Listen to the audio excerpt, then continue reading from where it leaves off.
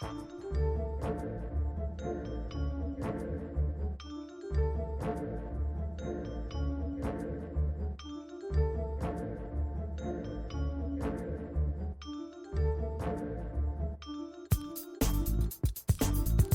everyone, I'm Wendy Muse, creator of the LeftPOC Project, which seeks to bring you the history of leftists of color, one swipe at a time. And this is the LeftPOC Project podcast. On today's episode, Richard and I speak with researcher and writer William Jamal Richardson. Born and raised in Buffalo, New York, William is currently a PhD candidate in the Department of Sociology at Northwestern University. His research focuses on understanding the development of modern American cities as settler colonial spaces, particularly how urban conflicts over space are reflections of settler colonial logics of property and sovereignty.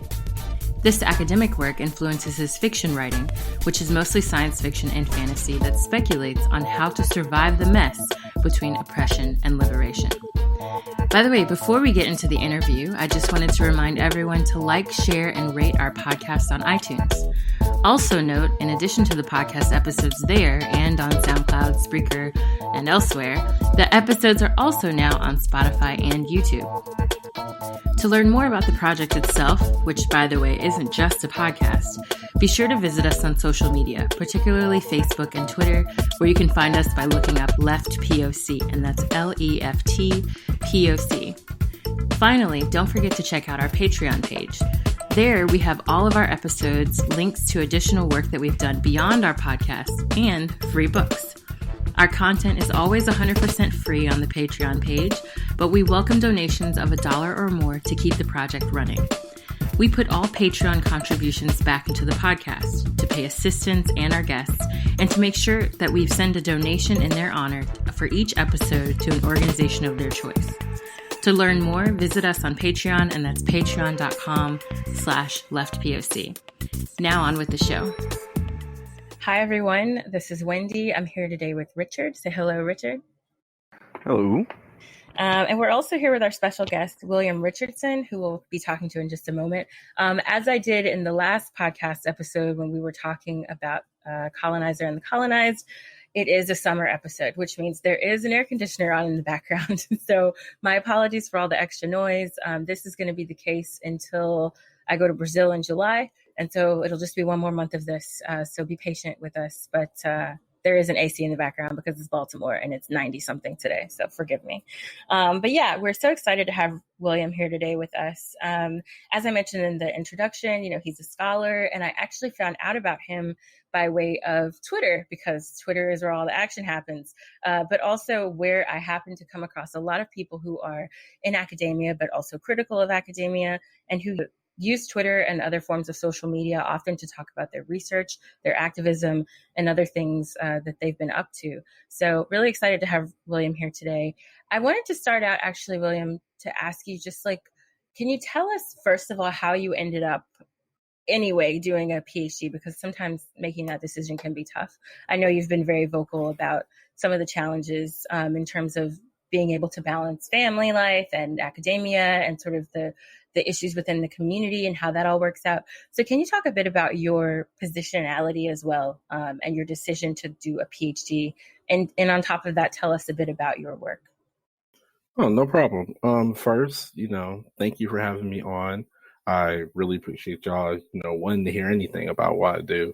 But yeah, I guess I should start by, Okay, so my path to PhD just really started with growing up in Buffalo, New York. So for people who don't know, Buffalo as a city, it's on the edge between Lake Ontario and Lake Erie. It's a border city between here and Canada. It's also one of the most segregated cities in the country. And most of the Black people who live in that entire region are all pocketed on the east side of Buffalo, which is where I grew up. And so growing up in that environment, there's just being politicized because of the segregation. But also my dad and my mom and my grandparents are all activists, right? In my immediate family, my dad was mainly the activist. My mom didn't do as much activist work, but she was very much a supporter. and really taught me my sense of empathy and like caring about what happens in the world. My dad was a member of the African People Revolutionary Party. And so I was growing up like hearing things like, America is a racist state. We were going to marches. Like I had a certain sense of like a critical view of the world already. And so, especially by the time I got to high school and college, I was going to be a biochem major, but then I found out about sociology, and the sociologists in the class were like talking about similar things to what my parents were talking about. And I come to find out later, the way they talk about it is very different, but that's when I heard about the McNair program in undergrad. That's when I just figured out that like, oh, there's this thing called graduate school in academia, and I could actually go in there and like learn how to research all these systems of inequality and stuff that my father had taught me about when I was a kid, right? And that's kind of what started me down that path. So I went through McNair throughout undergrad. They did a great job preparing me for grad school. Note, if you are thinking about graduate school and you're undergrad, like definitely, go for it. Like look for a McNair program, get involved in it, especially if you're a first generation college student. It's the godsend. But I ended up going to University at Buffalo for undergrad and the master's, and then Northwestern for PhD.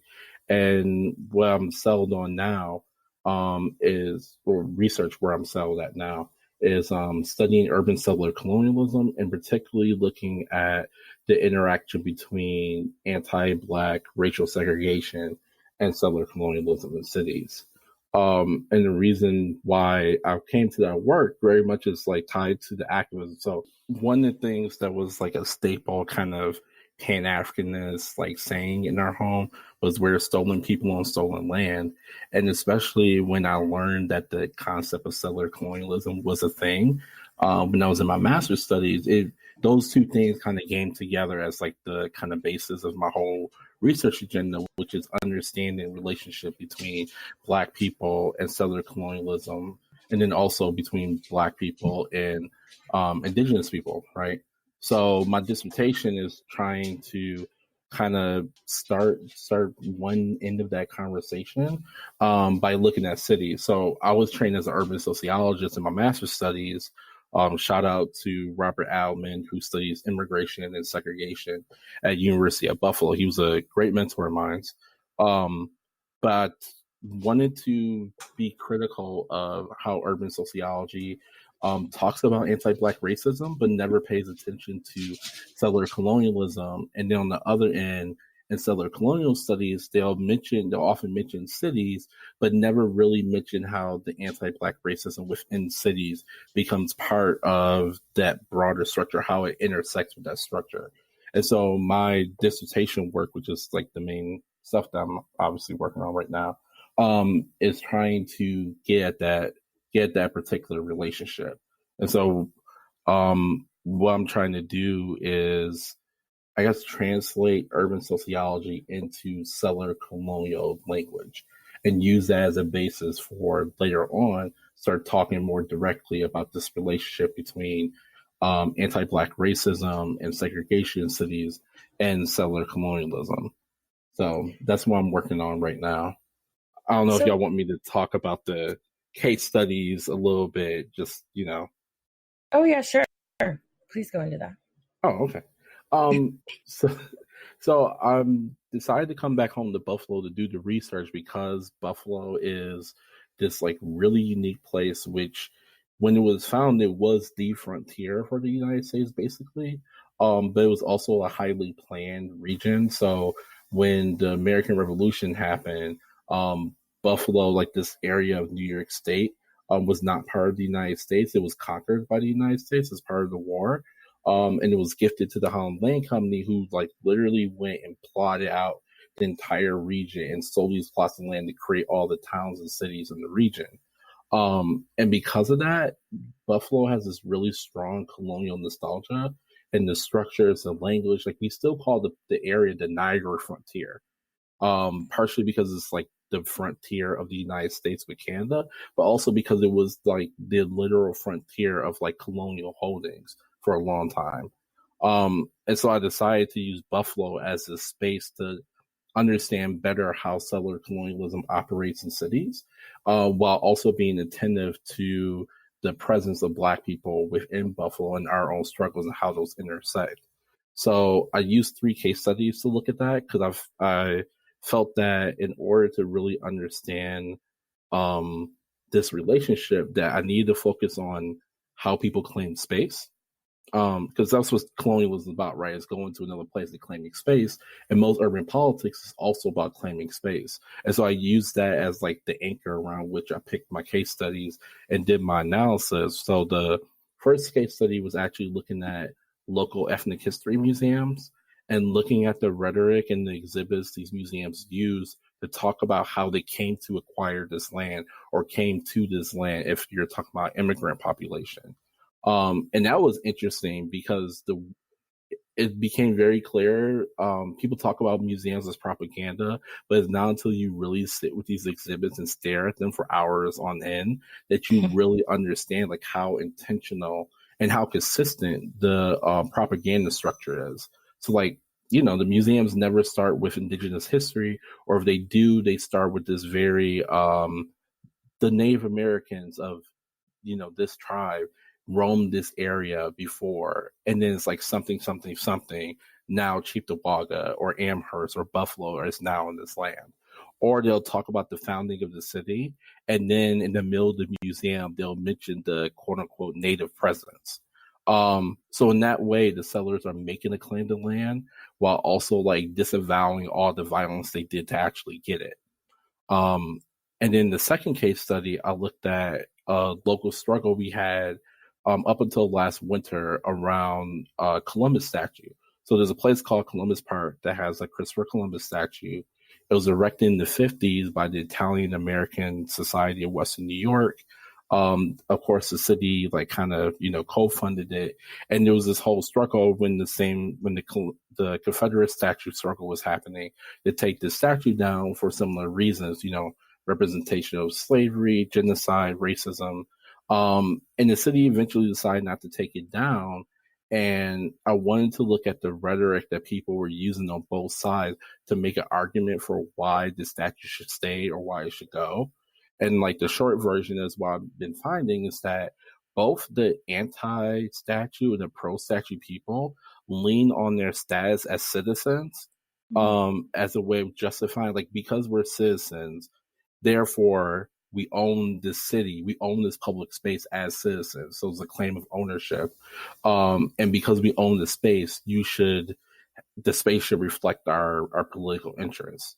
And so the Italian immigrants are arguing that we've been here for all these years, we contribute so much to the city, so the city should reflect the things that we care about, which is Columbus. Whereas indigenous people and their like white and non-indigenous allies are all either saying, well, this guy represents, hatred against us. We're citizens too, or this was our land before you people came and tried to steal it. Or for the white people, like, we're citizens and we just don't want this here. Basically, like, we contribute to, so we should be listened to. And then my last case study, which is the one that I'm currently putting the most work into, because it's a more recent addition to the project, is looking at gentrification in Buffalo. So similar to the second case study, actually really similar to both, there's this idea of how people justify their claims to space. And they're similar to the second one. I'm looking at the rhetoric people are using to justify why something should happen with space. So here it's between the University of Buffalo and the city and Collider Health, who've been building up what's called the medical corridor. So they recently rebuilt our medical hospital, our general hospital, our children's hospital, and a bunch of research facilities, in order to try to make Buffalo the center for medical research and healthcare and whatnot. Roswell Cancer Center is in Buffalo, which is like a world famous cancer research center. And that expansion has been encroaching on a bunch of Black communities on the east side of Buffalo, where pretty much all the Black people in the region live at, including this neighborhood called the Fruit Belt. all the street names are named after fruits, hence the name.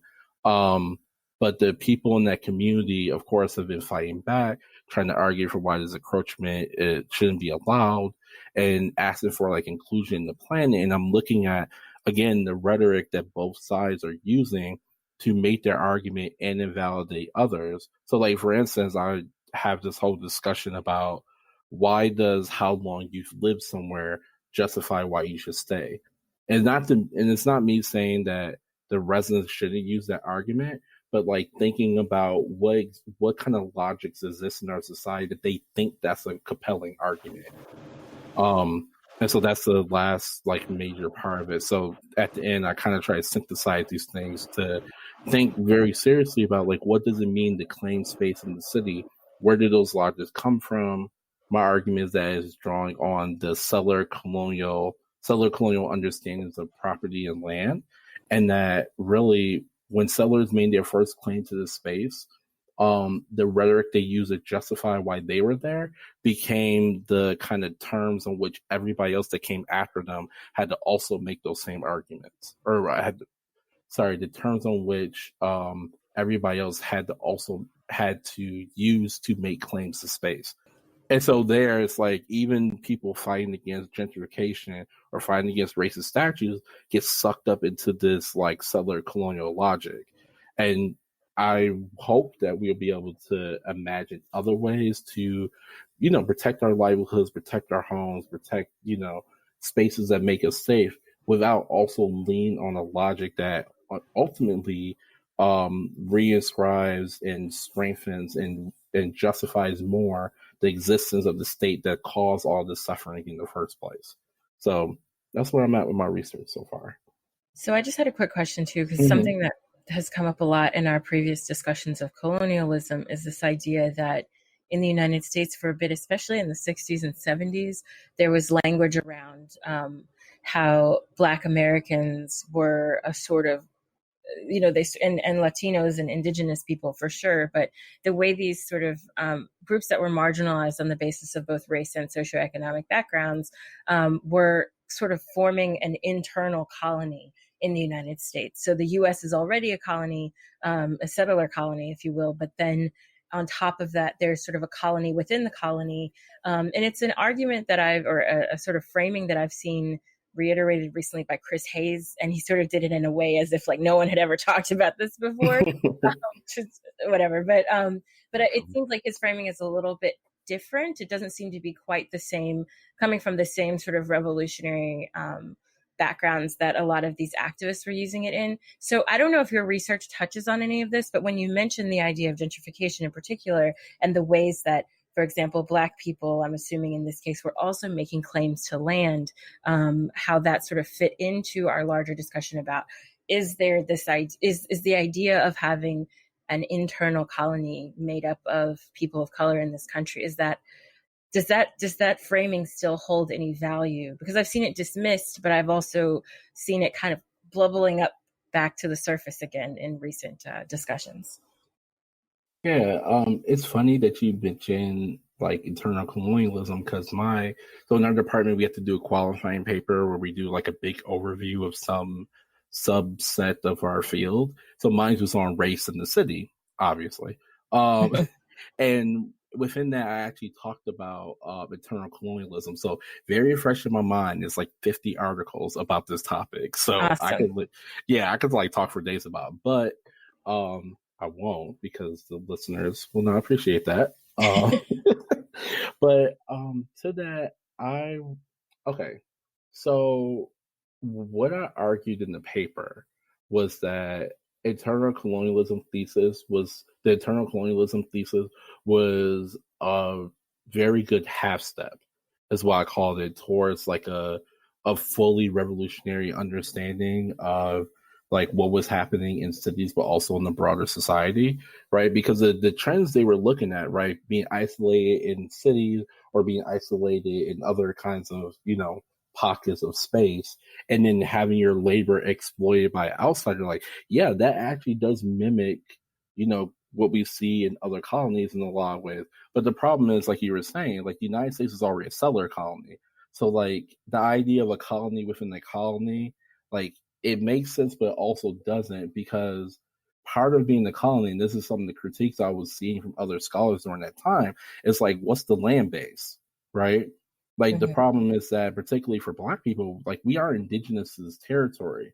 And I think a lot of the reason why term colonial became popular is because we didn't have any other kind of language, right, to really talk about what we were seeing during that time. And that's why, like, I won't be one of those people that go around poo-pooing the idea and the theory, but I do think like we have to move beyond that, because like one version of this you see is like gentrification is a new colonialism that people like to argue nowadays, especially when you talk about gentrification in New York. But see, the problem with that is that in order for something to be a colony, right, it had to be in your space, and then somebody else came to try to take it over.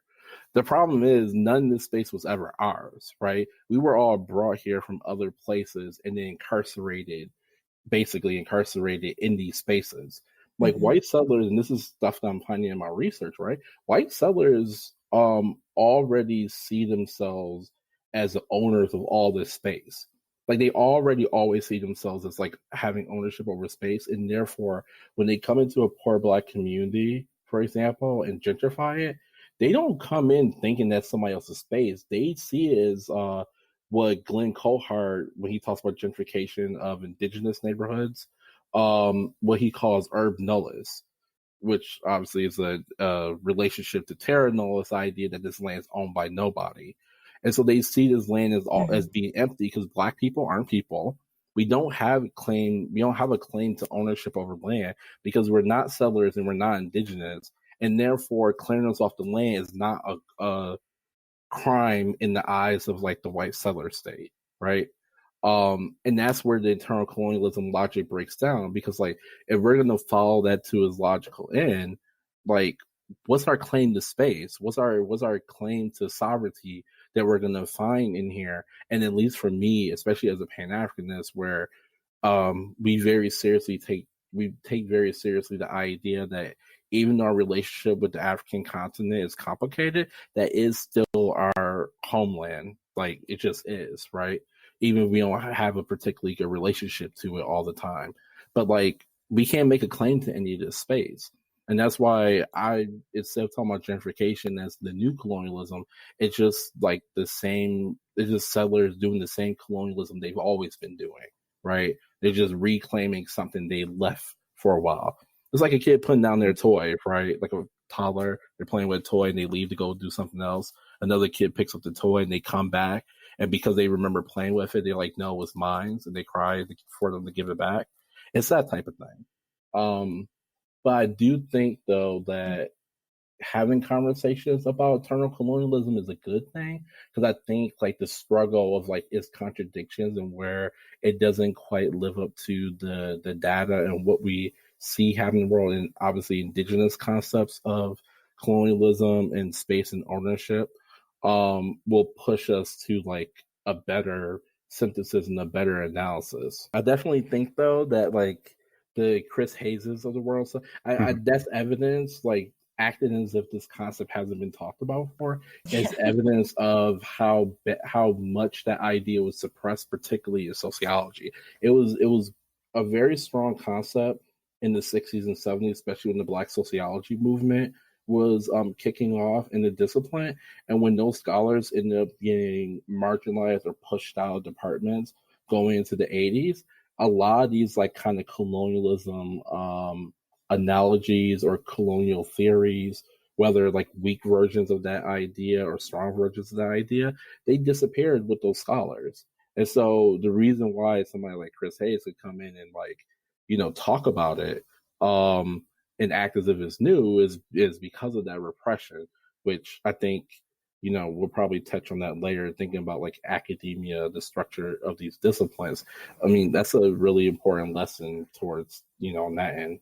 You mentioned about the claim to space, and Wendy mentioned about our recent reading and discussions about colonialism and that in the connections with gentrification. One of the things that one of the questions I came to was, where do Black people in the U.S. from the U.S. have a claim to space?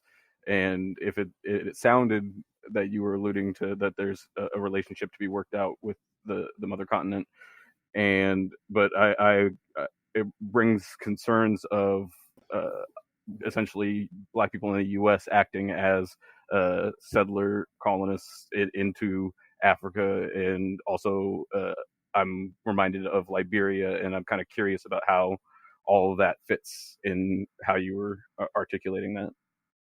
No, that's a very good question. This is something I've talked about this on Twitter a couple of times, but it's like one of those things where you bring this up, and this is like the existential crisis we all have. It's like, okay, we can't do that, then what do we do? Right. In regards to this land, right, Turtle Island, North America, whatever term you want to use, I think Black people, particularly in the United States, that we have to. I'm trying to think of how best to talk about this. Okay, the idea of a nation state, right? Like in European social thought, is always built around this idea of a claim of exclusionary claim to space, particularly the exclusionary part, right? State sovereignty is always about we're the only people who get to decide what happens on this space. And I think a lot of otherwise radical Black organizers and thinkers don't interrogate the fact that we think about sovereignty in very similar ways. So when we talk about where can we be, right? Where can we find home? I think the solution to figure out a way of doing that where we don't harm other people is we have to first dissuade ourselves of buying into that logic of the nation state, or particularly that exclusionary idea of a nation state. Because even when you look at concepts of indigenous sovereignty, and you look back at the treaties they made with settlers, most of those treaties were essentially, we have traditionally been on this land, and this treaty is certifying that we can share this space, right? So indigenous people, a lot of indigenous nations had concepts of sovereignty where they had a relationship to land and they were going to protect that relationship, but they also weren't going to bar other people from having a relationship to that same land as long as they were respectful of it and took care of it. Of course, we know what happened. The settlers did not do that. But I think particularly for Black Americans that I would like to see us to develop a mutually beneficial relationship in a similar way with indigenous people of this land, right? If we're not going to go back to Africa, and of course, that's a idea that's not feasible in a lot of ways, but we also don't know the future, so I can't say it can never happen, but in likelihood that it won't, we should build that kind of relationship with indigenous people, that we understand that this is your homeland, y'all have a particular relationship to it, and we want to become part of that relationship, right? And respect, the boundaries of the land and respect the boundaries of your people. The problem is, I think a lot of Black people, because we just live in the society we live in, can't wrap our heads around that idea, right? Because it was something I struggled with too. And you actually, it's funny you mentioned Liberia. That's a great example of the problem with not dissuading ourselves of that idea. You have Black Americans who were enslaved, got emancipated, or they went directly from being enslaved to being in Liberia, and they were all indoctrinated with this idea of their superiority, basically a settler mentality, right? And so they went to Liberia and established an exclusionary ownership over that land under the guise that we're intelligent people from the West, we're educated, we speak English, we're Christians, and we're coming to civilize you. And because we are superior to you, our claim to the space is superior to yours, which is textbook, settler colonists. If they had a different way of understanding the relationship to that land, to those people, if they understood those people as part of this global nation, this global collection of communities, they would have, not just showed up. They would have actually negotiated with the people there to ask them if they can come and live with them. And they would have assimilated into the ways of that land. Or at least if they bring their own culture, they're not going to bring the most harmful version of it that's going to destroy what they're coming into, right? It's like going to your friend's house. Your friend tells you take off your shoes, right? Even if you don't like taking off your shoes, you're probably going to suck you up and do it to respect their space. And so I think in both sides of the ocean, our relationship as a diaspora to both Africa and to indigenous people need to be built on this idea of sharing space. And I think that even when I say that, it makes some people uncomfortable because it's like, okay, well, we don't own anything. But it's like, why do we think that we need to own something in order to be safe? And I don't have like a real, like, well-articulated answer to that, but I know that question has to be asked in order for us to move forward. Thank you. That was exactly the kind of answer I was looking for. On that note, because this is obviously a topic that is a hot one to say the least. But the other day there was, a hearing about reparations and moving forward with something like HR 40, and several celebrities and thinkers spoke at it. But it's been an issue that's been, fairly on the minds of a lot of people in basically, I would say the last year, although certainly that's not the beginning of the movement and won't be the end. But I think in terms of mobilization and politics around, the idea of reparations has been very much at the forefront of discussions, not only among people of African descent, but people throughout the country, right? Like, what are we going to do about this? How are we going to deal with this? And how will other people feel, being a part of giving back to African Americans who lost, back pay at the very most basic level. So I'm wondering, what are your thoughts about reparations? And if not just the idea of reparations, but also the reparations debate? Because I know a lot of the things that you just raised, the issues that you just talked about, are issues that, to say the least, come up a lot in the discussion of reparations. So I'd love to get your thoughts, however long you'd like to talk about this, but I'm curious about how you feel about the idea of reparations, what kind of forms they could come in to be most suitable if you do believe in them, and also what do you think about the current debate over the issue? So my relationship to reparations is really complicated because on one hand, anything you could get out of the settlers, I'm down with, right? Like, that's like, the visceral feeling. But then I also know that there's like repercussions for, that the politics and that behavior and getting something, right? On a very basic level, I think that land reparations is just off the table as far as I'm concerned. As somebody who's not interested in getting justice at somebody else's expense, I don't think that that's just something that, like, as a principled thing, I'm not interested in. For us to get land reparations would mean taking land that rightfully belongs to indigenous people. And again, because we live in the settler society, right? If we get land, it's of course that exclusionary private property pieces of land that we would be getting, and that brings us in conflict with the indigenous people's land. And I think also because we didn't have land taken from us in the strict sense of the term, it doesn't make sense for us to be like repaired in that way. But then I guess the other form of reparation that people talk about is like just resources, money, education, checks, whatever. That's also a complicated thing for me because, like, you have the ADOS movement, right? And their whole argument is that only African Americans who come from a particular lineage should be able to get reparations, and like they're very, like, obviously exclusionary of Black immigrants or especially recent immigrants to here. And the problem is that any reparations we get, like, if you think about this, right? If you think about wages, we worked for X amount of years for X amount of dollars that went to the coffers of the settlers.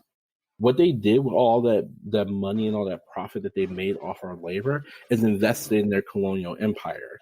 And so if we get reparations, one of the ethical concerns is that our labor power, our labor profit, I guess you could call it, is tied up in America's global empire, right? The only reason why we could get reparations is partially because the United States is continuing, right, for the past 100, 200 years to pilfer the rest of the planet. And that makes my feelings about it very complicated, because it's like, you're not actually going to repair what you took from us by giving us a check or giving us resources. But what is going to happen is that we're laying claim to a chest of money that has blood all over it.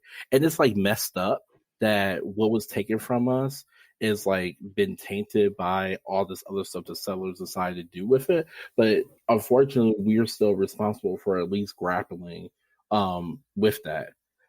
With all that said, right, I'm really of the opinion that on one hand, there's no form of reparations that doesn't run into this ethical conundrum of one kind or another. Mm-hmm. On the other hand, I also think that reparations is completely insufficient, because people often talk about reparations as like a way of making America play and helping us catch up to white Americans economically and socially. And it's like, why do we want to catch up? Right? It's because right now we're like, being crapped on in a whole myriad of ways, and we want our people to be able to survive. But the best way to make sure we survive is to get rid of the system doing the abusing in the first place. Even if we get reparations, you still have a capitalist economy that's going to exploit somebody. And basically what we end up getting, we're just better competitors in this like messed up market. Mm-hmm. And I don't see that as, like, from my perspective anyway, I don't see that as like freedom or, a ideal outcome. The ideal outcome is just to get rid of the system altogether, and we can heal ourselves. We can fix ourselves. We can give reparations to ourselves. Why are we asking the people who own all this wealth, own all this land, own all these resources illegitimately, and like asking them to give us a piece of it? Mm-hmm. I'd rather just, take everything you have from you, and all this colonized people will distribute it amongst ourselves. To me, that's what actual reparations should look like. But that's also a position that would, obviously entail you wanting to, destroy the settler state and believe that the settler state can be destroyed. And that's a gulf that's hard for people to get across. And I understand that. But there's a point where, as you look at the history of the society and the trajectory of it, that you realize there really isn't any other permanent solutions other than that. Mm-hmm. And again, it sucks that we're like forced in this situation where we got like fight to the death when we didn't ask to be in it. But, the part of the point of oppression is that it's not fair. Yeah, that's definitely true. It is not. No, but I like, one of the things that you mentioned made me think of something I've said recently where, lately there's been this group popping up where, like, if you talk about reparations for Black people or African Americans, right, then they'll say, well, what about like people in the rest of the world who've been harmed by war that started with the United States? And I was like, give them reparations too, like give everybody reparations, and I get a lot of pushback with the question of, because I mean, I'm in favor of reparations, but like I also understand and like often reflect on many of the issues that you talked about and like the perspective that you have, precisely mm-hmm. because of this like continual tying us to empire. But one of the responses I always give to that, and also to the question of like, but if we gave people what they were actually owed in today's currency, then it would bankrupt the United States. And I'm like, and exactly. Are you expecting me to be mad about that? Do you have any more good news? Yeah, like just go ahead, then try it. Like give everybody who's owed reparations, and then like, oh, and by the way, rebuild their communities and rebuild the communities of people around the world that the United States destroyed. Let every immigrant move here if they want to, or whatever. Like, you know what I'm saying? Because there was also there was an article that came out recently in the New York Times of a guy who was saying basically like he wanted to create a busing program of sorts. I mean, I'm kind of half joking, but that's basically what it boils down to. He was saying like we should let all immigrants from countries that the United States has destroyed come here without any issue, right? To immigrate here. And I'm like, that's okay. I guess it sounds nice and egalitarian or whatever. I don't know what you would call it. But the problem is that doesn't help the areas that we destroyed, right? Like mm-hmm. we're just saying, move out of your country that we destroyed, leave people who I guess can't come over here over there. And then anyone who manages to create, like to get the funds to come to the United States can come and screw everybody else. I mean, it sort of creates a sort of system that's basically the international equivalent of busing, instead of fixing the problems that this country caused abroad. So there's I don't know, but I just think that the pushback on any sort of reparative measures that boils down to it destroying the United States economically, I don't have any problem with. That's the least of my worries, But yeah, I really appreciate your comments on that, and I think it raises a lot of questions that are uncomfortable for all of us, right?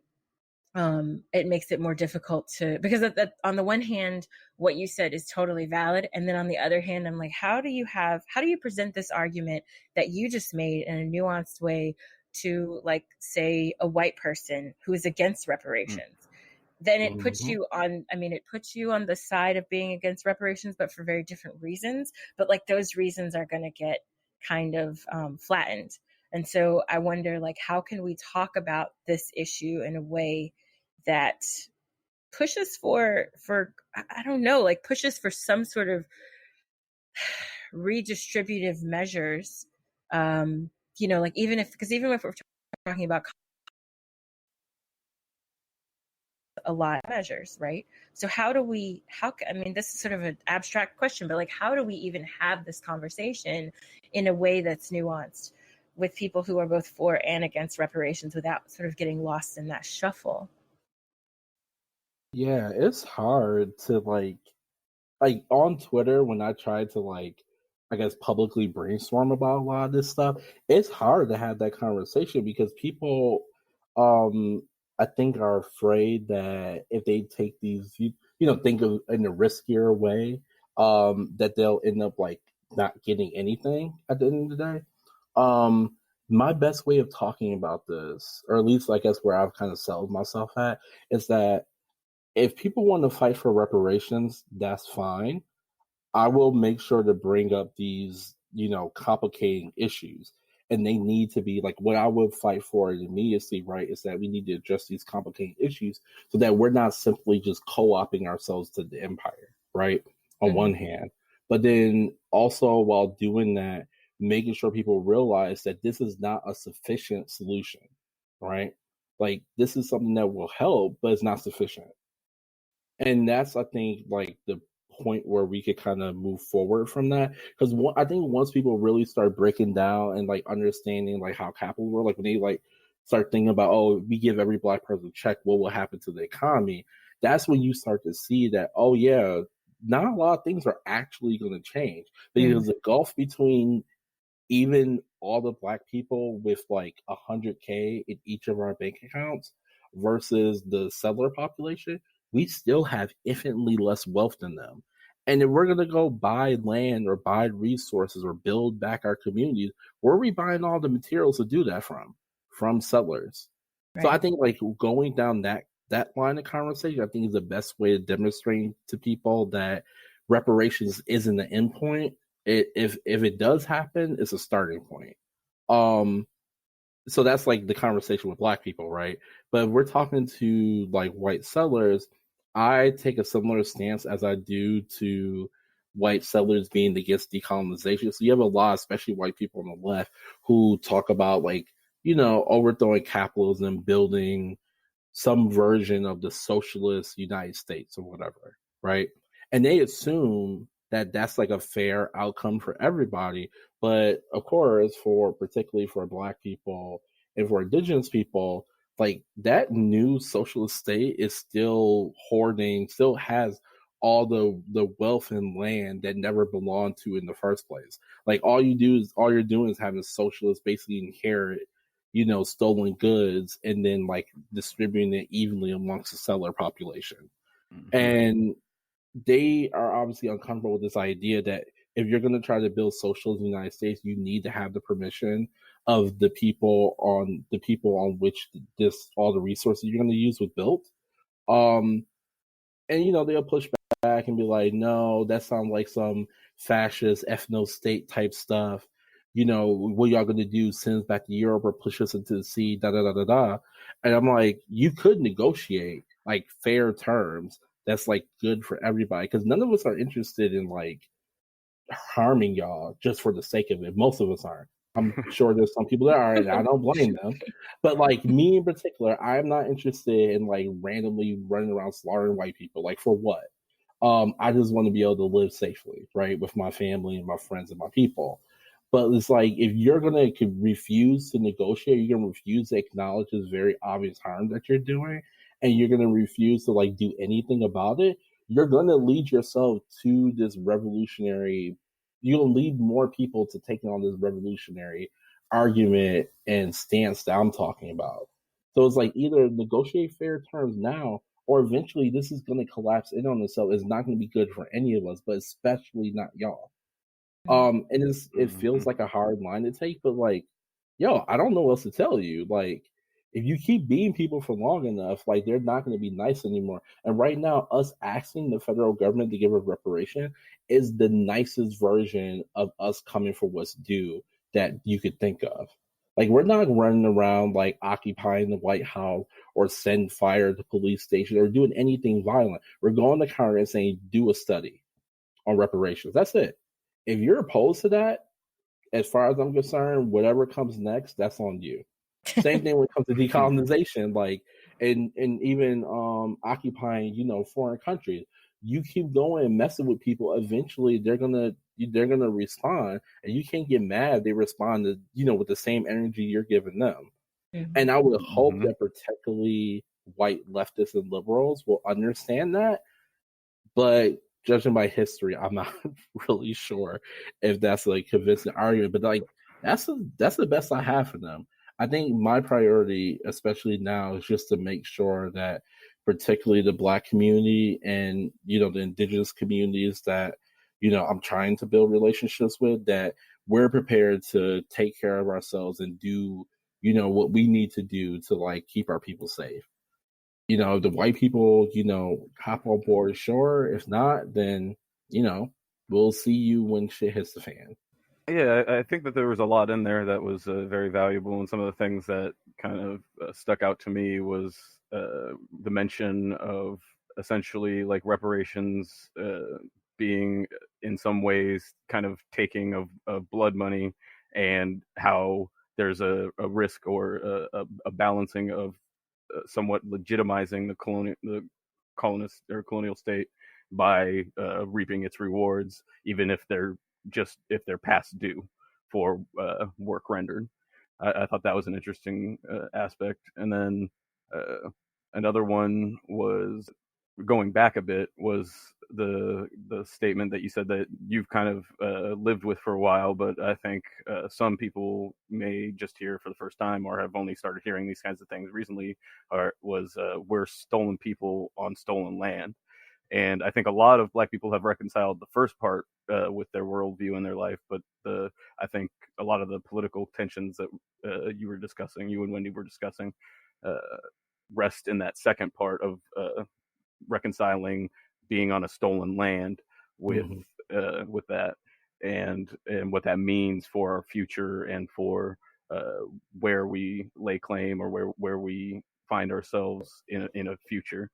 And I think that your point on negotiating and coming to terms, and for the reasons that you mentioned, makes sense. And I think part of the reasons why that doesn't just kind of initially spring to mind for people is something that I think relates to a lot of the things that we've touched on so far, which from my experience and how I kind of articulated it is what is phrased in the rhetoric or discourse as sort of a apolitical integration, but I see more as indoctrination of hegemonic myths through unchallenged propaganda. And what I mean by all that, I guess, is that that like there's all these supposedly apolitical spaces where we're allegedly we don't talk about politics, or they don't exist, but in reality they're reinforcing these hegemonic colonial myths that permeate throughout society. One of the examples that comes to mind is when Kaepernick took a knee, and how one of the common refrains is, oh, well, football's not political. We don't do politics in football. I don't need you messing up my football with politics. And it's like, And immediately some people pointed out, well, there's all these huge nationalistic displays and all these other aspects that are reinforced. We call these are owners. These people have owners. These black men running on the field have owners. Like, there's a lot of reinforcement of these hegemonic myths and what a lot of people consider apolitical spaces. And I think we may touch on this a bit with academia. Moving on, is that that these allegedly apolitical spaces act as really strong reinforcing measures for those hegemonic myths.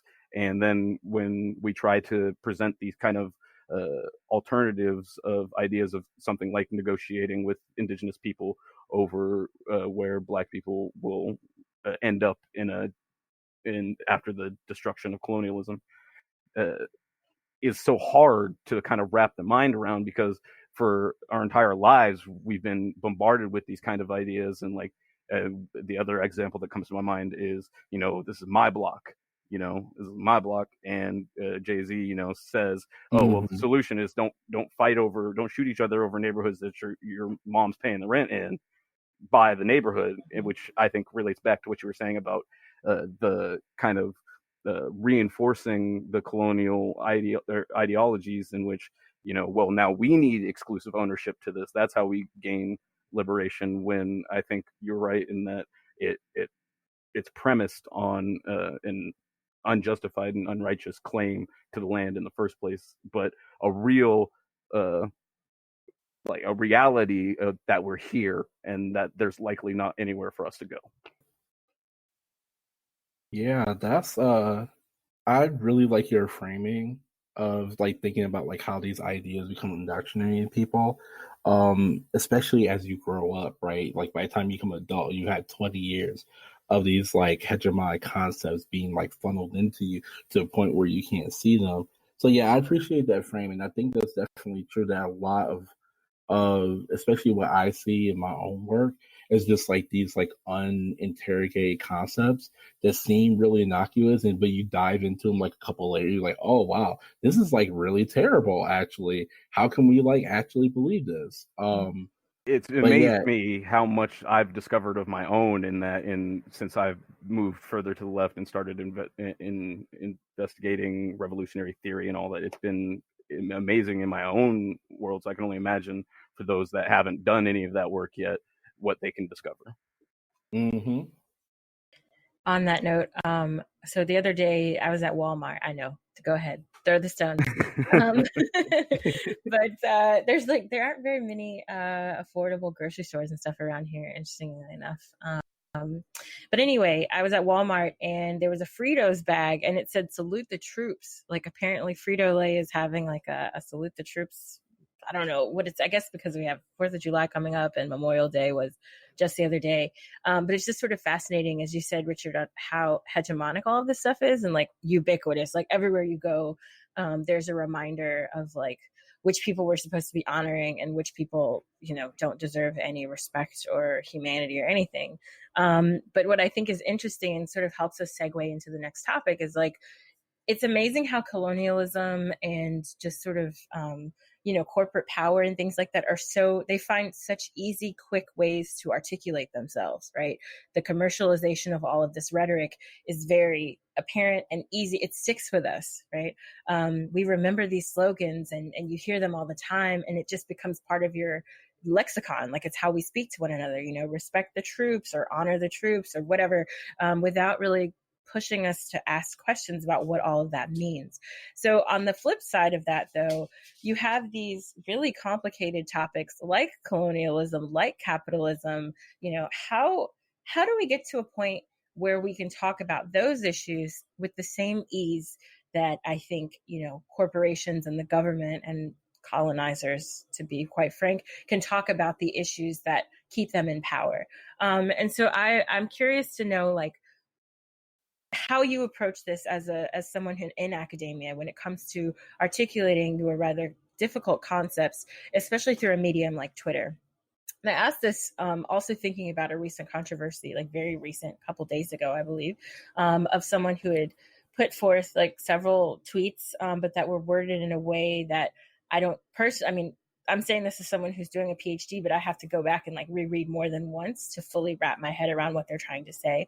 I guess because Twitter generally is a space where a lot of rhetoric is simplified, right? So we can quickly grasp what's being meant.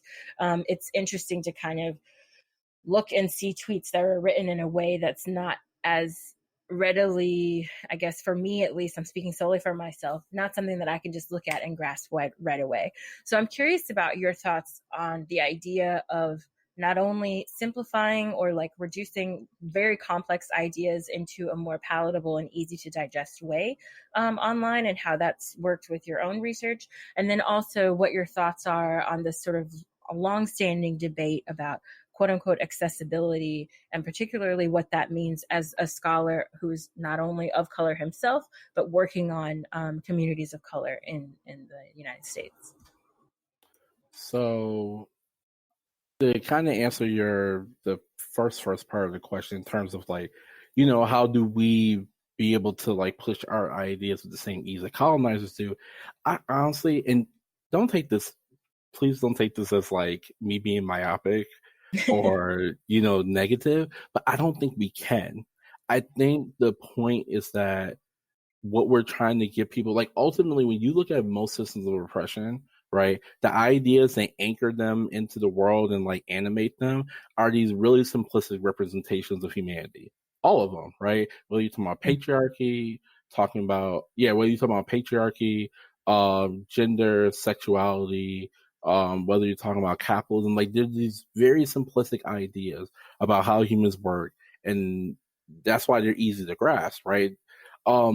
Most of what we're doing, right, people on the left of, depending on what issues they're working on, is trying to get people to understand the world is much more rich, diverse, and complicated than this capitalist, patriarchal, cis propaganda would have you to believe, right?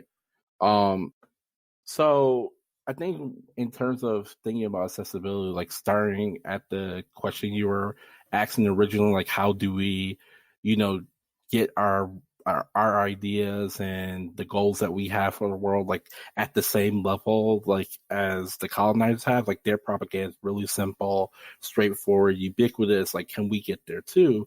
And not to be negative or anything, I don't really think we can, because like what we're trying to get people to understand is like that the world is much more complicated than this propaganda is telling you that it is, and then also getting people to value that complexity. And that thing, part of getting people to understand and grow with like individual ideas of like gender fluidity, understanding trans people, understanding disability, understanding other cultures, deconstructing their ideas of race and thinking about ancestry in a more complicated way, is getting people to value this idea of complexity itself. Because even in like the kind of like reactionary like spaces and like POC, BIPOC communities, I mean, a lot of that's depending on them trying to come up with a simplistic way to understand our oppression, right? And then of course it misses things and it harms people, and that's where it becomes a problem. So like, talking about accessibility with academic ideas, and then also thinking about Twitter, right? Twitter lends itself towards, like you were saying, lends itself towards like being simple, with our concept being short, with talking about things. And I think for all of us academics, for the most part, in order to be on Twitter and talk about our work at all, we have to develop the skill to like simplify things. But the key is to figure out how to simplify it without destroying the complexity of it. And that's something that I don't think I've figured out how to perfectly do, because I continuously write, 15 tweet threads because I can't do the thing in like one or two tweets, right? But I think even that format, simplifies things in a way where people could follow along without having to figure out how to read an academic research paper. So I think even that like is, a balance between those two things.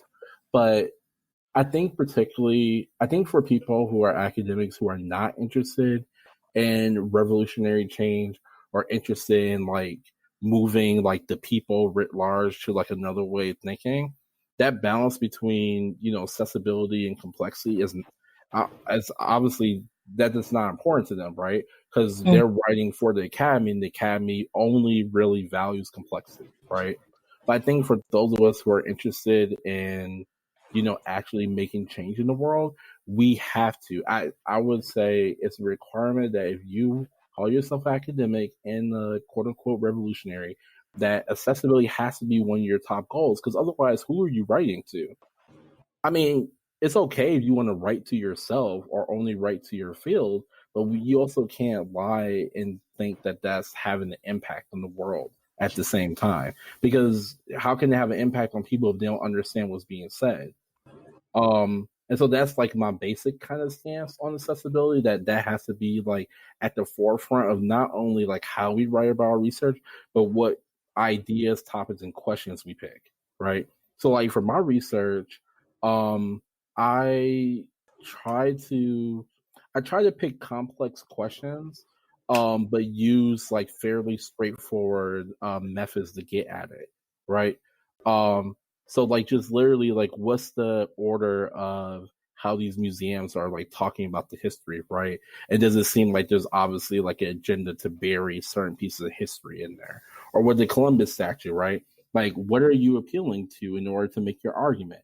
Like these are like questions that I think anybody can understand, given like a a little bit of front ending, like a little bit of theory or whatnot. But it's like they're complex enough questions that challenge enough of the way we think about the world that it still does that work that we wanted to do. But like it literally took me like 3 years to like come up with this research question and then the 3 case studies, right? It took me a long time to figure that out. And so it's just I think accessibility is not just about figuring out how to use simplistic language, but it's about like, finding that balance. And I think that there's a lot of us who are doing a better job than we give ourselves credit for, given like the platform is like hostile to like complex thinking, and all the fact that we get anything done on there is amazing. But I do think like there's more that we can do. And I think a big part of that is going to be for us to share with each other, like, share more with each other our strategies and ways of doing things. Because like, particularly for academics, we aren't taught to talk to the public, like at all. Like you don't get tenure for, helping the community. You don't get tenure in most fields for helping the communities that you're doing research in. You don't get tenure for doing really accessible Twitter threads. You don't get tenure for writing blog posts about your research. They call that service still, but like we all know that what they really care about is academic publications and top tier journal, which of course only values complexity. And so I think where Twitter is very important as both a medium to be accessible but complex is also for us as academics and intellectuals to be able to communicate with each other how to do that, not only on that platform, but elsewhere. Well, like one of the things that you mentioned too in response to this debate of sorts about accessibility is you emphasized a lot about like what does the community that you're working with think about what you have to say and your research, right? Like, can you talk a little bit about that? Because the way you framed it was sort of like from the other side. Like, do we determine accessibility or not? Oh, yeah. So there's a story behind that. It's really short. So my original 3rd case study for the dissertation was looking at block clubs. And, block clubs are literally like you put a sign down, you say this is X, Y, Z neighborhood. Like you're naming this land, you're naming this space, and you as a block club organization is claiming some kind of sovereignty over it to, force people to clean up their lawns, try to get rid of drug dealers, have relationship with the cops, whatever, right? It's like neighborhood watch, sort of? Yeah. Neighborhood watch stuff is also another example of that, right? So in Buffalo, the block clubs and neighborhood watch organizations are one and the same. But that's another claim to space. So I was like, oh, it'd be fun to go study that. So I went to the Masson Block Club Coalition meeting. So all the block clubs that are in this Masson district, which is most of the east side of Buffalo, all come there once a month to like share resources, get information from the city on different things. Basically a way for the city, especially to communicate things in neighborhoods through the block clubs. And so, the people who run the meeting were so kind to give me a platform to talk about the research and to get research participants. So I wanted to interview block club participants and kind of ask them how they interact with the, what do you see as like the goal of a block club? How are you doing on a daily basis? How do you feel about people who aren't involved? Do you feel like you have more of an ownership of your neighborhood? Questions like that. And so trying to explain why I was doing the research, I completely fumbled it. Part of it was like the social anxiety, but part of it was that I realized in that moment that the purpose of the research overall, which is, urban settler colonialism and understanding claims of space, within that is not a question that's relevant to anybody in that room. And there was no way for me to do my due diligence in explaining that research without being unethical that also didn't that wouldn't like just confuse everybody or make them disinterested. And so, I have a few people sign up who said they would help simply because like I'm a Black grad student. They want to, support kids from their community, and I love and appreciate them.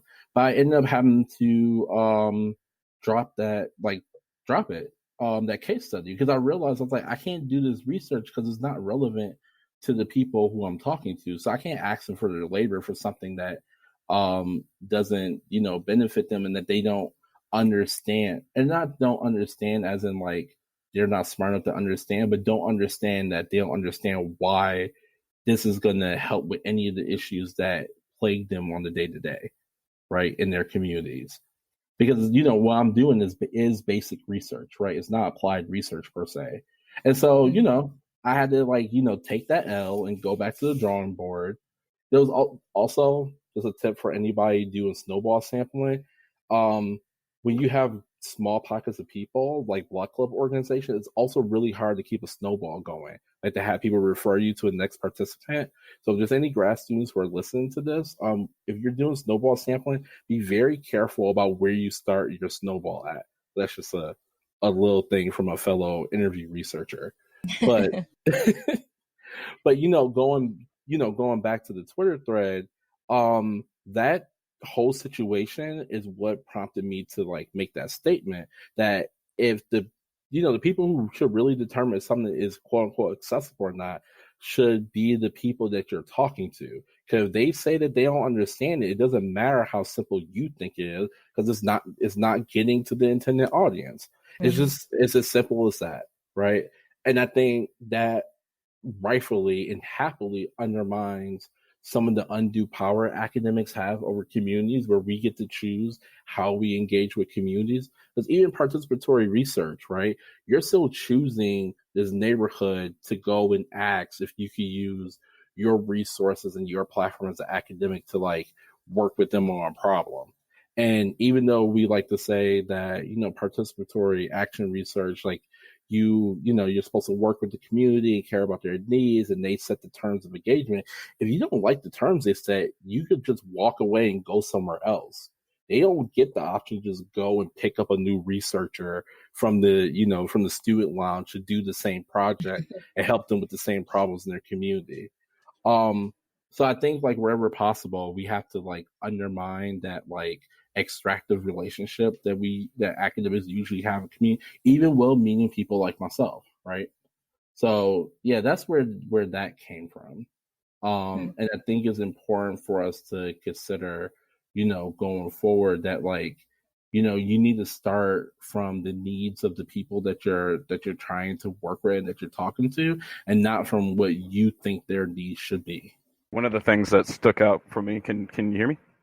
Yeah, I can hear you. Okay. Was the valuing of complexity, and that struggle of getting, when you're trying to engage with folks, to value that complexity. And what kind of came to my mind is one of the reasons why people would be resistant to that complexity outside of academia is the rat race of capitalism. And so whereas the capitalist motives, earning tenure, salary, and job security, all those types of things, within academia, there's that valuing of complexity for the average Joe or whatever, the person that's going to work, blue collar job or whatever, their life has kind of revolved around a simplifying of things, and any moment taken away to understand things is less time that they have to earn. And so one way this manifests is, the skipping of instructions. It's like, why would I bother to learn how to build this thing when I could just be building it? That's kind of one way I see it manifest. And then one of the other things that stuck out to me that you mentioned, not explicitly, but what I picked up on was kind of this theory and action in the inseparable nature that they have.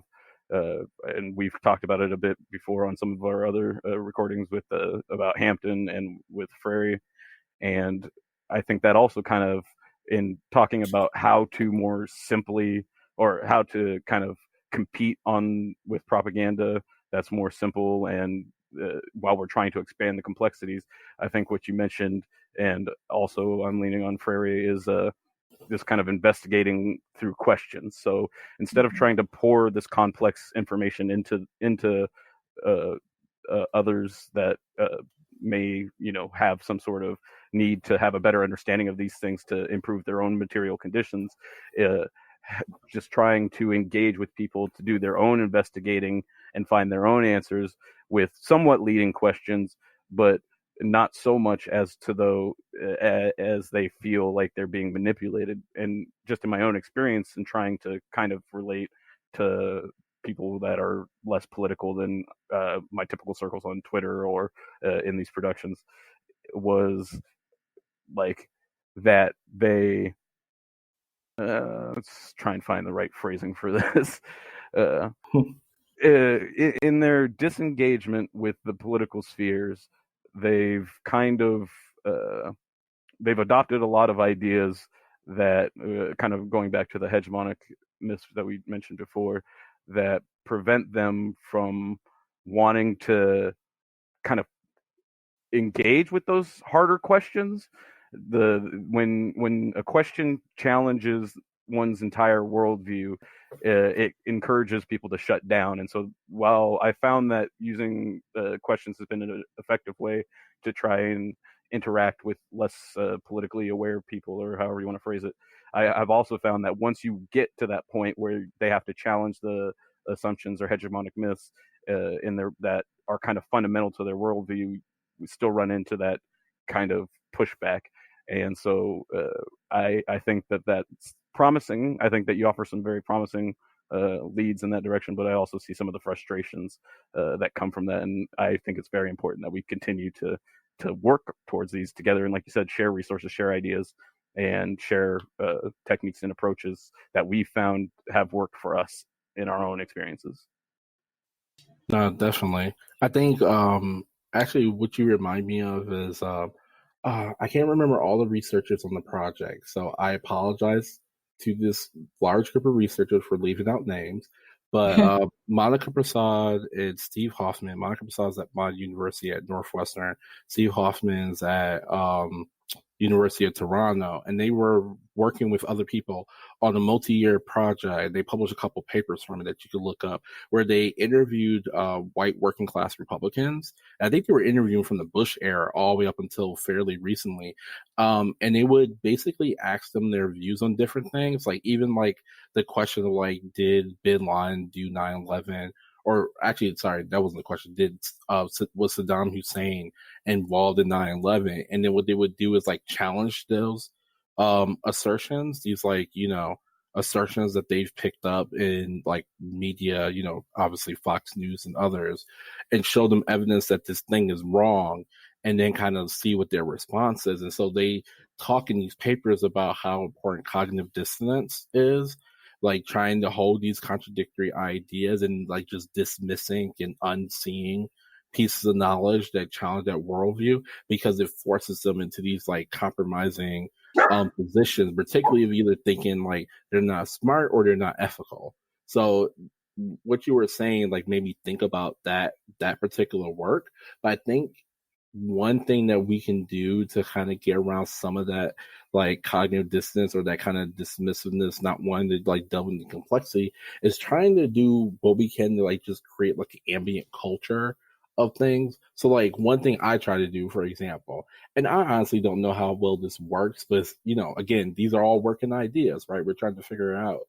Is always refer to white people as settlers. Like if you want to challenge settler colonialism, like calling out like the different aspects of it whenever you can is like a really important thing to do, I think. And I think like me and other people, particularly all the indigenous people, native Twitter, you know, referring to white people as settlers on a consistent basis has changed the culture on there a little bit amongst the left, where people have to acknowledge that status a bit more, even if they debate about what to do with it. So it's like these like ways in which like we can infringe on like the background. So like, you know, the background noise of like the American flag is everywhere by maybe, I don't know, putting up other flags or putting upside down flags, or every time we see a flag when we're with people in our community, like make some negative comment about it. Like, you know, things that we might often think don't have an impact on people, might have an impact on them as time goes on. Cause like, that's how children learn, right? And they see their parents engaging in patterns of things all the time, right? They'll start to often take on those patterns. If you go move to a new city and you hang out with the people in that city for long enough, you're going to pick up their accent, at least some part of it.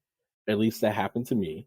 When I went down south to see my family a couple of times, like I started picking up a stronger, you know, Southern Black accent than I have living in Buffalo. And so I think that's like one strategy to get around that. It's like try to find the ways in which we could do these like low effort challenges of the system in our daily life or even in our writing.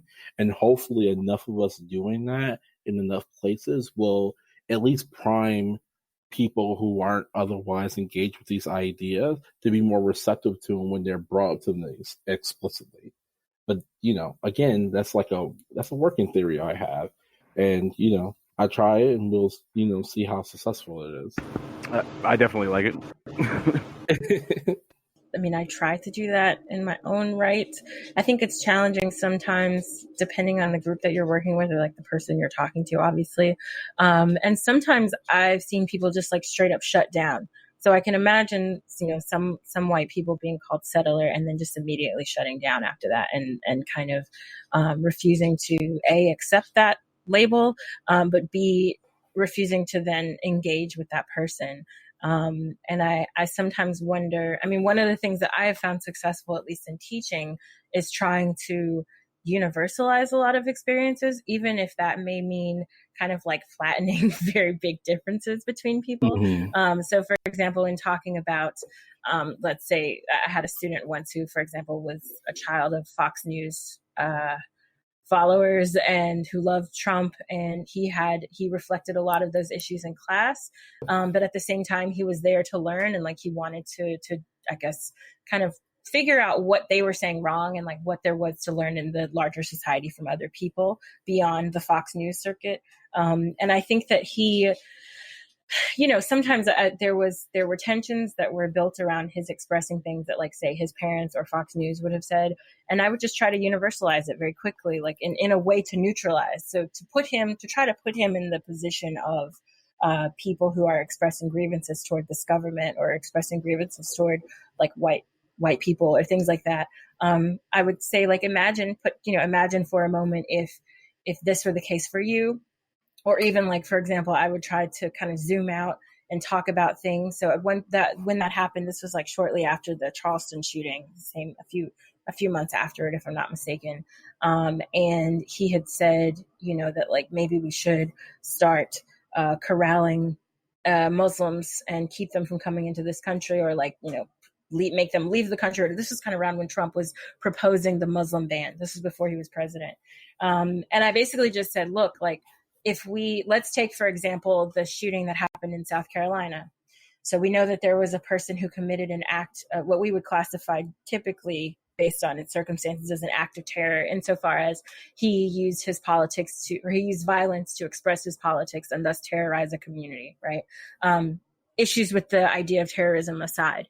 But then I kind of tried to make it so, like, if you think about this situation, if we're going to graft, superimpose what Trump is proposing to do onto the domestic situation, then are we going to then ban people from traveling from and to South Carolina? Are we going to like corral and imprison all white young men? So it kind of, even though it's a very simplified way of talking about these things in a classroom setting, it allowed him to kind of then, I think, reflect on the ridiculousness of what Trump was saying, because then it affected him, right? It would be something that would affect him. If I said, let's round up all the white men, he was like, well, so I think that sometimes there are ways to talk about things, even if imperfect, right? Like it's not, I have issues with the idea of, or the categorization of terrorism and things like that. But I think that there are ways to at least have some sort of linguistic conversational shorthand to talk about very complex issues, to then kind of reframe them so that people understand. Now, obviously you can't do that oftentimes on Twitter, because people on Twitter just are extra. And I think it's difficult to have sometimes very complicated conversations in a place like Twitter. But in interpersonal relationships, there is sometimes more room to get people to reflect on their position and reflect on like what something means that may seem more complicated to express in other terms. I don't know, but I'm always interested in hearing about the ways that other people do this. And so I think that, some of the suggestions that you offered, especially with regard to hearing something over and over and having it change you, because that's certainly how I changed, right? Like I moved to the left with age, which is like the opposite direction of what most people have. But I moved to the left with age, or further to the left, I should say, with age, because of being exposed to and repeatedly exposed to these different ideas, right? Either from professors or from things I was reading or from friends, or even things that I saw online, or even being in another country and understanding their circumstances as it relates to the United States. So I think there are a lot of different ways to introduce these new ideas, and it's up to us and people who have, who at least express some degree of revolutionary or radical or even just different thought to do that. So on that note, and again, speaking of writing, I know that you have been writing a lot for your dissertation, but you've also been doing some fiction writing. So I'd be curious to hear, first of all, how do you have the freaking time to do that? And second of all, what it's all about, because you said that I've seen some posts on your Twitter feed of like illustrations and things like that I grew curious about. So I'd love for you to talk a bit about that. Like, what is this project? What are you doing? And what is sort of the purpose of it? If you feel like it has a purpose beyond just entertainment, if you could talk a bit about that. Yeah, definitely. First, I would just going back to the previous point you were making in terms of that student in your class and kind of how you approach getting him to kind of get out of his Fox News bubble. I appreciate that.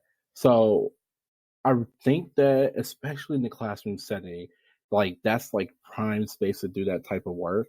And honestly, I wasn't thinking about that when I was giving my answer, but as you were talking, I'm like, yeah, like that's something, I think I've done without thinking about, but I think thinking more intentionally about it, like you were doing is, definitely a lesson learned. I think, what I was suggesting is probably best used with people who are like you.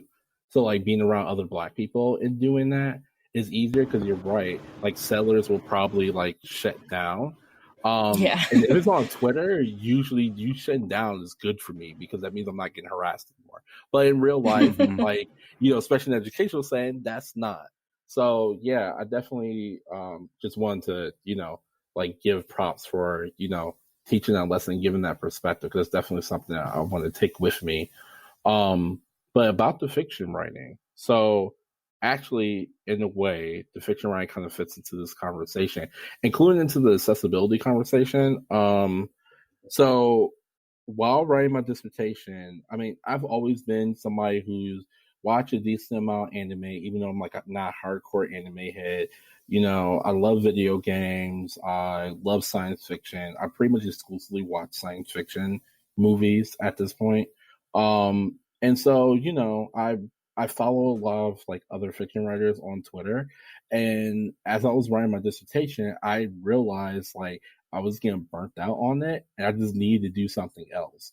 And so actually after going to a talk that Eve Edwing gave at Northwestern, where she was talking about her poetry / short story book that was that last year that came out, Electric Arches. Yeah, I think it came out last year. I think it was 2017. Yes. Okay. Yeah, you're right. 2017. But she came to talk about the book, and I figured I'd go because I already followed her on Twitter.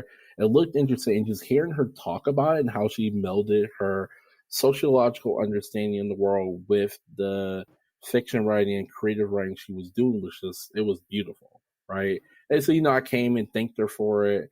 Thanked her for, doing that. And we, talked a little bit because I actually mentioned an alternative to an ending of one of her short stories, and she was like, "Oh, I would like to see you write it." And I don't think she realized, but her just saying that, I'm like, maybe I should go and write it.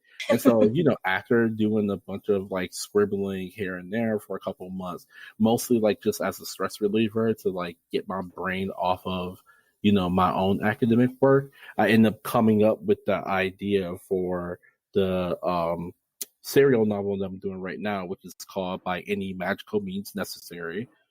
Obvious allusion to, Malcolm X. And yeah, I guess the purpose of that story, before I even talk about what's this about and whatnot, the purpose of it for me as is kind of grown is to speculate on the complexity and the mess of decolonization. So, we talk a lot about decolonization, and we even been talking today about in some aspects of what it could look like. But all those conversations are usually about either how do we get people angry enough to revolt, or what do we do after we won. But nobody talks about the mess in the middle that happens between we've decided that we need to overthrow the system, or that our goal is to overthrow the system, and then actually getting to the other side intact in some way. And so this serial novel is about the mess in the middle, so to say, of how we get from point A to point B. And it's set in 2038. It follows a trio of characters, with the main character, Amina Fernandez, being the standpoint character. So the whole story is written from her perspective. So she's a 25-year-old. Sorry, I've been doing world building stuff today, so I'm thinking about a whole bunch of details that I'm not sure which ones I should talk about or not, because I don't want to spoil it. The rest of the story for people who haven't read it. This is one of the challenges of writing serial fiction, right? You have to hold spoilers. But Amina is a Black woman who lives in Buffalo. She's an archivist who's just graduated from college. She works at Buffalo History Museum, and she's has an activist background and whatnot. In some ways, she kind of mirrors my own background, while also me taking aspects of other people that I know and kind of making this character. But she's a quintessential do-gooder. She, wants to, see good in the world. She sees herself as a revolutionary like me. She comes from an activist family. And she has a friend, Terrence, who used to be a hustler, got out the game. He's a couple years older than her. They live in the same class, so they're kind of neighborhood friends. That, just kind of grew into a deeper friendship. And then she has another friend, Onika, who's a Nigerian immigrant who went to high school with her and college with her. And so they're friends through that. And so the story starts with them at African Liberation Day, at a protest, and this is where the science fiction element comes in. And the police have basically decided that they didn't want to let this protest go to the waterfront, where there was a massacre that happened a couple of years ago where police killed protesters, and they wanted to commemorate them. They had a permit and they got refused. So when the people got mad about it, were getting ready to fight the cops, this man comes out from the crowd, wearing a hoodie, and he has this device on his arm, and he basically essentially uses magic to create an earthquake, which kills a bunch of the police officers. Now, the problem for everybody with that, and the man disappears, right? So nobody knows who he is, where he came from, why he did it. All they know is that this happened, and the police essentially blame the Black population, the people who were there, but also people in the city, for what happened.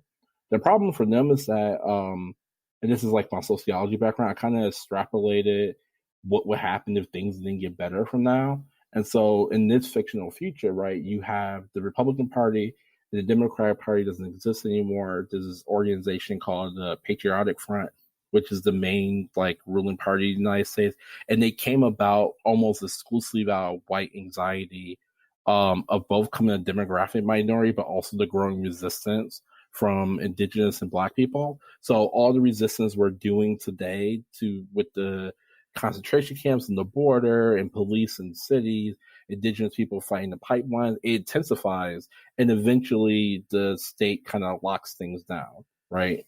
And so there's laws now in this world where if you attack a police officer under any circumstances, it's basically a life sentence. They treat them all as a felony no matter what, and as a capital offense. And so they're trying to, secure their hold on the world, so to say.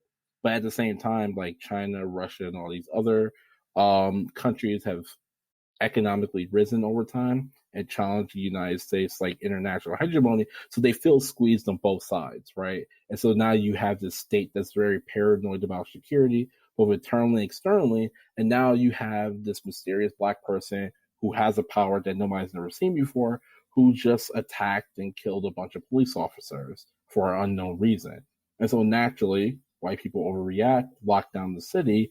And what eventually happens, just the short synopsis, is that Amin and her friends, because they were at the protest and they escaped, they decide like that they need to fight back.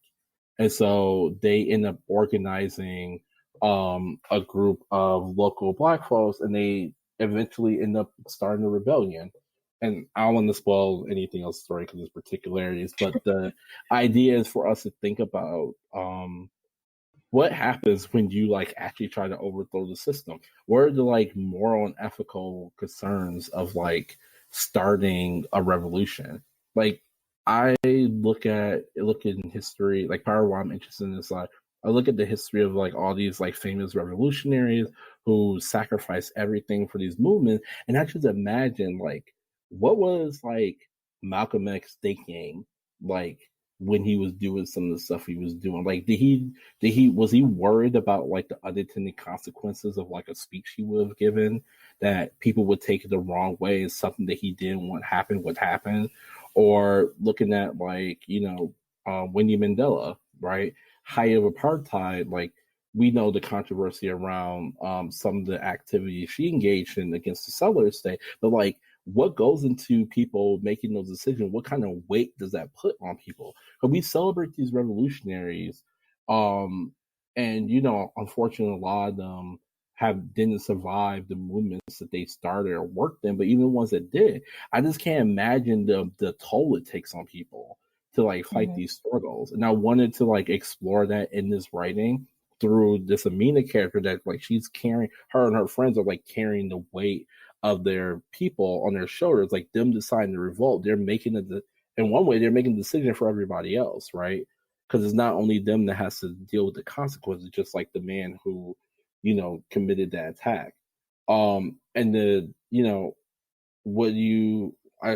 small spoiler is that what they find out is that the technology that the man used is the same technology that the government has already been developing. So in response, the government starts to deploy their own troops and police officers equipped with this magic technology, and basically things spiral from there, right? And it's also I also want to think about like the use of weapons and weapon proliferation, which becomes a big part of the story later on as other countries are responding to magic existing. Like, what do we do when people have a handheld technology that could blow up a tank? That just throws everything into turmoil. So there's like a bunch of these little questions I'm exploring in the fiction novel. And then also it's just fun writing about Black people killing fascist police officers. I'll be honest. So that's also a big driver for it, right? It's just like writing about us like being able to resist and fight back. And then something that is going to come up later in the story is our relationship with Indigenous people, and like thinking about how like if we're going to create like this, new order after we hopefully overthrow the settler state, like what could it look like? And so that's like another big world building part, is just me speculating on what that world could look like and what like complications will come out of it that we're going to have to make hard decisions about. So right now I've finished chapter 6 recently, and I'm writing chapter 7 right now. And my hope is to be able to like write a chapter per month. And I've been posting it for free on Wattpad, just because I want people to be able to read it. So I originally was selling it like as an ebook, and just publishing the books in progress. Everybody gets like the free updates as they come along. But I decided it'd be better to do a freemium model so that the maximum amount of people could like read it. And then if you want to like get early access to the drafts and the chapters, you can subscribe to my Patreon.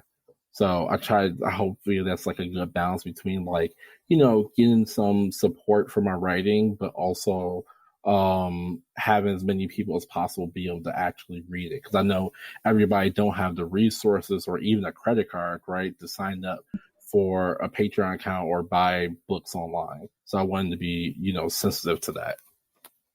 Right. I'm sure they appreciate that. And it's always good. Like with LeftPOC Project, for example, nothing is behind a paywall at all. Like everything is free. Our content is free. We put free books out. Like, so that's really important for us. And so it's great to always have on a guest that also believes in that as like base principle. I just wanted to say really quickly that I look forward to your book being turned into a movie with a white protagonist as oh man! I mean, I'm just thinking like Scarlett Johansson, baby, right? Or like oh my gosh, what's the name of the girl who was in oh my gosh, I'm blanking, the Hunger Games, what's her name? Jennifer Lawrence. Yeah, Jennifer Lawrence. So like the original character in the Hunger Games is like racially ambiguous or like indigenous or something. She's from Appalachia, and from when you read it, it seems like she's supposed to be like Melungeon.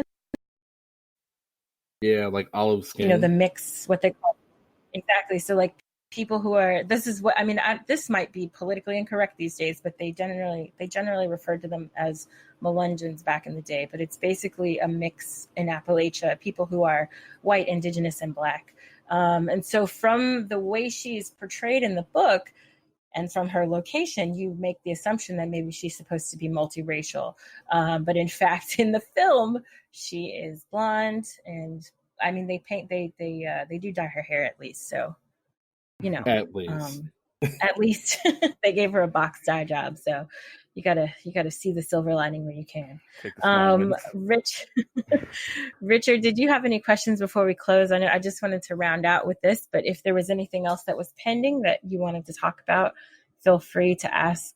I'm very excited about looking into this novel that I don't know what the writing terminology is for it, but what you're working on, the project. And I've always been a fan of sci-fi and fiction in general, even more so as of late. And I've noticed one of the things that I've kind of related to, and I think that your book or that your writing highlights, is how sci-fi and fiction the storytelling gives us an opportunity to imagine both like new ideas for systems and and how to address challenges, as your writing kind of focuses on. And also, I think it offers the opportunity to go back a little bit to your earlier point about, like, for instance, always referring to white people as settlers, is when you create these fictional worlds, you can do things like that in which in order to engage with the material, the reader is forced, but sometimes willingly, because they don't see themselves in that character yet. And so they don't see it as an attack on themselves, or they see it as an attack on this fictional character. And it's only later through after developing personal relations, or like developing understandings and relationships with these characters, that they realize, oh, this character has a lot of parallels to this thing in my real life, and this character has a lot of parallels to this thing in my real life. And this way that they're interacting, these feelings or emotions that were stirred, don't match with how I would treat it in my life. And now I have to try and reconcile those two things. And I think that gives people an opportunity to do it on their own, where they don't feel like they're being confronted like in more of a Twitter format where people are worried about, oh, am I going to look dumb at the end of this or am I going to look like I'm inferior in some way at the end of this discussion? And so it's more important to win than it is to have a dialogue. This gives an opportunity for people to, or fictional stories gives an opportunity for people to open up those dialogues with in places where they're more comfortable rather than where they feel challenged, and then also to disassociate themselves a bit from these issues and discuss the issues as the issues present themselves rather than how they personally relate to how those outcomes. So like the salvation of colonialism and capitalism is kind of more important to an individual who has built a life dependent on them than it is to a fictional character that they may or may not have those types of connections to. And so that I really love the idea of what you're doing with yours, and I'm definitely interested in reading. And then I just also think that that's another great opportunity to go back a bit to what we were talking about before, is ways to kind of present these more complicated ideas in ways that people want to engage with the complexity rather than shy away from the complexity of the ideas.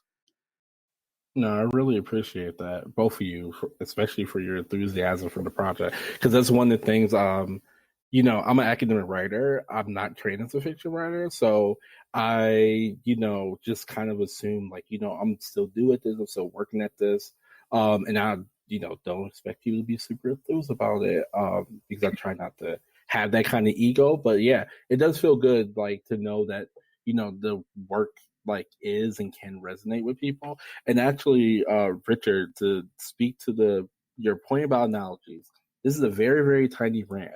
One of the reasons why I wrote this book the way I wrote it, where it's like set in near future in a world that's just like ours, except this new technology gets created, is because in science fiction, people have done a very good job of using the analogies to talk about social issues. But I think particularly recently, it has gone far enough where people, like, the analogies have gone so far in a lot of examples in media that people don't even get a chance to do that kind of like, this is not how we react to real life, because it's so like foreign from their experience, or it's so vague of an analogy that they like think of themselves as like being the victims, right? They don't see their own complicity in the system that they're seeing happening on screen. And so I wanted to, I guess, try to prevent that, like that version of the thing happening, by trying to set it in a world that's like far enough from ours where you can have that reflection, but not so far that you can like 100% disassociate yourself from like what we're talking about there. And that kind of like leaning on analogies in science fiction, you have a lot of like stories about races, like different races and species fighting each other, like, over, space and whatnot. One of the things I never see in science fiction is like the race war, like the stereotypical race war that we talk about on Twitter and joke about sometimes, like happen in the United States if everything goes left. It's interesting that everybody avoids that story. It's a very obvious science fiction story that can be written, that like everything goes bad in the future and then all the races fight each other. And so so basically the story is like that race war story, but being critical of the terms on which it's like happening, right? So it's not just like the purge kind of like bloodbath with a vague critique of society, but like actually seriously considering like if stuff gets that bad, like what's the cost for everybody involved in that? And I think it's important that like, we don't shy away from like some of these like, might be too close to reality kind of like science fiction stories and whatnot. So just to add on to, what you're saying about the power of science fiction, I really think that in the mainstream anyway, we're like underutilizing the power of it in some ways by avoiding like some of these concepts. And I think like I want to go back to like, some of the early, especially like early Afrofuturist stories, which are very much set in these like mundane, real world settings, but with like this added science fiction element that still give you that room for reflection, like away from yourself, but not so far that like somebody could like misappropriate the message. Yeah, that's it's wonderful to hear that you've thought about all that in the writing, and it makes me look forward to it even more. And like I uh, I think there was one more thing, but I'll let Wendy get in there if she had anything she wanted to add quickly while I try and recapture it. Yeah, I just wanted to say that I think the reason we don't see that much science fiction about race war is because race war is already happening, except that only one side is firing the gun. Like that's the situation we're in. If you think about like who is attacking whom right now, and if we're looking at like the systems that currently operate and like the growth of fascism around the world and whatnot, for the most part, you see people with immense economic power, and in cases of depending on the society, obviously, but groups that have racial privilege, religious privilege, etc., are all who are in the majority already, and who have rights and privileges and whatnot and recognition already. On the basis of that, they are the ones who are still attacking, marginalized groups. So I would say that we can't imagine a future race war because we're living in it. Like that's the way I would put that. Unfortunately, it's sad, but I think that's what we see. I mean, I don't know what else to call our current situation, at least on the racial front. Like obviously we can have a discussion about capitalism and things like that, and I think race obviously is an articulation of that kind of power. But I do see, being perfectly honest, I do see one group of people definitely actively attacking other groups of people. It's just that we haven't gotten to the point quite yet where we're attacking back, at least with physical violence. Hopefully we get to a point where all the violence stops, but time will tell. I remembered it helped, Wendy, your thoughts helped remind me, is that I think part of also why we see what we were talking about in science fiction outside of work like yours is that the writers are kind of predominantly white liberal men to the white conservative range. And I think a lot of the same issues that we run in with politically trying to open people's minds to the ideas of societies without capitalism or with different systems of ownership and all those types of more radical ideas is the same reason. Like it reflects itself in science fiction in that they don't want to write something that writes away the world that they understand and think should continue. And so like their comfort, the perpetuation of their quality of life is important, or the character that they see themselves in the story. And so oftentimes it's limited by the liberal perspective of trying to preserve capitalism, trying to preserve some of the nationalism and some of these other ideas that pervade our understanding of the world as it exists. And when we try and imagine a new world, it's sometimes limited by things that I think it shouldn't be limited by, rather than the material conditions, which I think are valid limiters in imagining new or different worlds. And so I hope to see more real representation and not just superficial cosmetic representation on neoliberal ideas, but like radicals entering into the sci-fi space more prominently and getting the attention that I think they deserve, with radical ideas being presented in these types of ways where, as you mentioned, that you can step back from them enough to have that reflection, but not so far as they get misappropriated and the oppressor sees themselves in the oppressed rather than the oppressor. Yeah, I think both of y'all make really good points there. It makes me think that, like, to both the idea that, people don't write about the race war because it's already happening, basically, but then also, like, they, don't want to see the world get written away. I think the important difference is, like, these folks, they don't want to see a story in which somebody's shooting back at them. Right. Basically, is I think the best way to like kind of boil that down to its essence. Like stories of people of color like shooting back, it's like the one that you never really see. And I think there's a couple of novels I'm thinking of that like do closer to reality, like racial oppression analogies, but they all in like the oppressed people doing a thing that ends up making everybody magically equal, instead of doing a thing that gives them the means to like actively resist. So yeah, No, both of those points really got me thinking about some stuff. Thank you for that. We do what we can around here. But thank you so much for joining us. Absolutely. I would love to have you back on to talk more about not only your research, but obviously the book. So we might be in touch. I don't know, give us some time because we want to sit and reflect on a lot of this. But I definitely would love to have you back on to talk more about it. And again, thank you so much for giving us a bit of your time. And for helping us kind of think through some otherwise very difficult topics, but in a short period of time. So much appreciated for that. Thank you, William. No, thank you for having me. And thank you for listening to this episode of the Left Pocket Project podcast. By the way, don't forget to give us a share, a like, and a rating on iTunes, and to be sure to check out our Patreon, and that's patreon.com/LeftPOC, and find us on social media at LeftPOC, LEFTPOC. Have a good one.